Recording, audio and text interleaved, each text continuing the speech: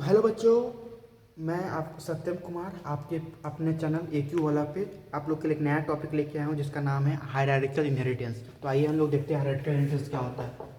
Hierarchical hierarchical inheritance hierarchical inheritance क्या होता है? बेसिकली हायरार्किकल इनहेरिटेंस क्या होता है कि when one base class is being inherited by multiple derived class, then it is known as hierarchical inheritance. When one base class when one base class is being inherited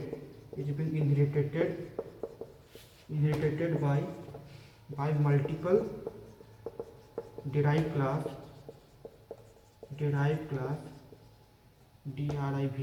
derived class, then it is hierarchical inheritance simply.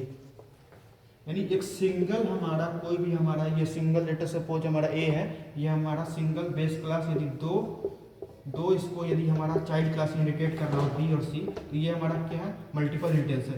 यानी एक से ज़्यादा भी इनहेरिटेट कर सकता है, यहाँ D हो सकता है, तो ये हमारा क्या है? सिंपली ये ई हो सकता है, तो ये हमारा क्या है? मल्टीपल इनहेरिटेंस है।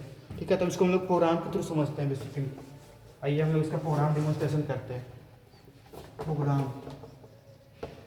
प्रोग्राम देखते हैं। तो हैशटैग इंक्लूड यहाँ पे iOS string using name space std।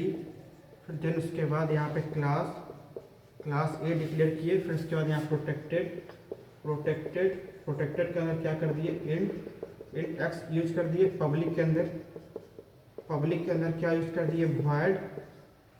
void get data use किए। ठीक है, या void गेट डाटा यूज कीजिए, या void कुछ भी यूज कर सकते हैं। void लेटर सपोज यहाँ पे मैसेज ही यूज कर देते हैं, कोई भी मेंबर फंक्शन डिक्लेयर कर सकते हैं, मेंबर फंक्शन।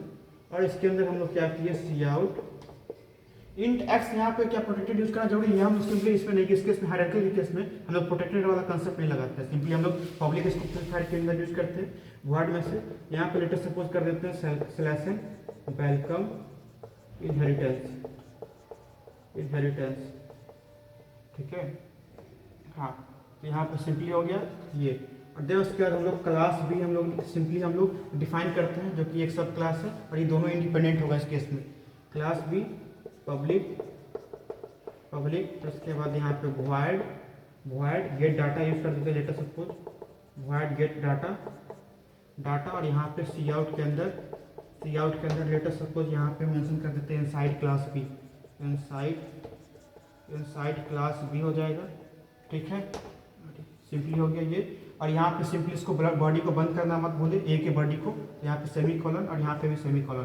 ठीक है, और देन उसके बाद हम लोग ऑब्जेक्ट क्रिएट करते हैं इंट मेन नाम का ऑब्जेक्ट क्रिएट करते हैं, जिसमें हम लोग क्या करते हैं? सिंपली हम लोग सबसे पहले इंट मेन हम लोग डायरेक्टली नहीं डिक्लेयर करेंगे, क्योंकि हमारा क्या हो रहा था एक और, अब ये हमारा दो बेस क्लास था, अब हम लोग सिंगल डिराइव क्लास डिक्लेयर करते हैं क्लास सी, जो कि किसको इनहेरिटेट करेगा? ए और बी दोनों को।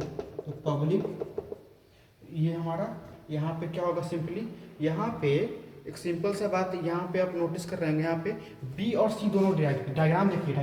यहाँ पे क्या था? ए हमारा कोई सिंगल हमारा चाइल्ड पेरेंट क्लास था, जिसको हमने दो चाइल्ड क्लास इनहेरिटेट कर रहा था, बी और सी।